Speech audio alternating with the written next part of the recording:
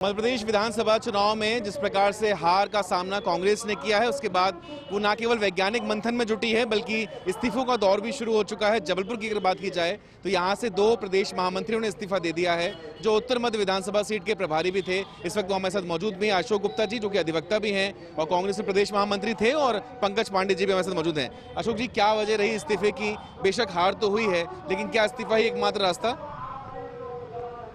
प्रजातंत्र में जनता द्वारा दिए गए निर्णय को स्वीकार करना हमारा फर्ज है और जिसको हम स्वीकार करते हैं। जहां तक हार का प्रश्न और इस्तीफे का है, तो मेरा अपना व्यक्तिगत मानना है कि कांग्रेस में अब नई उम्र के ऊर्जावान लोगों के आने की आवश्यकता है, क्योंकि मुझे पद दिया गया 4 दिन पहले, पोलिंग के 4 या 5 दिन पहले मुझे पद दिया गया।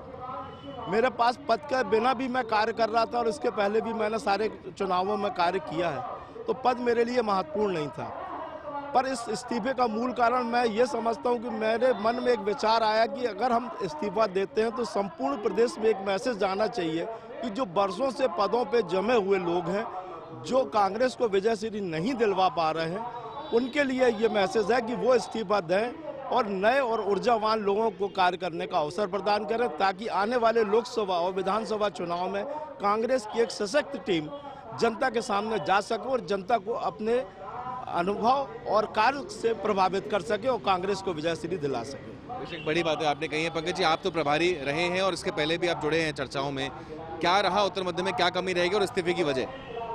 प्रतीक जी, आप जानते हैं, मुझे ख्याल से आप भी इसी क्षेत्र में रहे हैं, आपका बचपन यहीं पला बड़ा है आप, तो क्षेत्र में बहुत सारी हमारी कमियां थी और उसके परिणाम स्वरूप हमारे सामने रिजल्ट भी है, जो आप देख रहे हैं कि हम किस तरीके से वह पराजित हुए। फिर भी क्या कहना चाहेंगे, अगर इस्तीफा दिया है तो क्या बेहतर होना चाहिए? कांग्रेस के द्वारा कभी भी सही समय पे सही निर्णय नहीं लिए जाते हैं। आपको जहां तक मैं पद की बात करूं तो पद हम लोगों के द्वारा मांगे नहीं गए थे, और चुनाव के पहले मुझे लग रहा है कि उपकृत करने के लिए वहाँ पे जैसे बोलते हैं ना कि भगवान की पंजीरी बट रही है, इस टाइप के तो वहाँ पद बट रहे थे कि जिसको जाना है भैया भोपाल में जाओ, महामंत्री बन के आ जाओ, मंत्री बन के आ जाओ, जिसको जो बनना वो बन के आ रहे थे।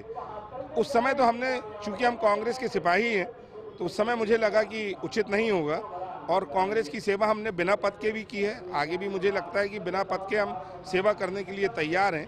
तो वो पद मैं उस समय भी स्वीकार करने तैयार नहीं था, कांग्रेस के हित में मैंने वो पद स्वीकार किया, किंतु जब पराजित हम हुए तो हमने उस पद के योग्य अपने आप को नहीं समझा और इस्तीफा दिया। ठीक है, तो एक मैसेज प्रदेश के उन तमाम नेतृत्व को भी है जो कांग्रेस के लिए बड़े पदों पर बैठे हैं, और स्पष्ट कहा गया है कि अगर आप सफल नहीं हो पा रहे तो बेशक नई पीढ़ी को मौका दें, युवाओं को मौका दें, ताकि बेहतर परिणाम भविष्य में कांग्रेस के लिए तय हो सके। करबसन देवेंद्र शर्मा के साथ प्रतीक मोहन अवस्थी, BSTV, जबलपुर।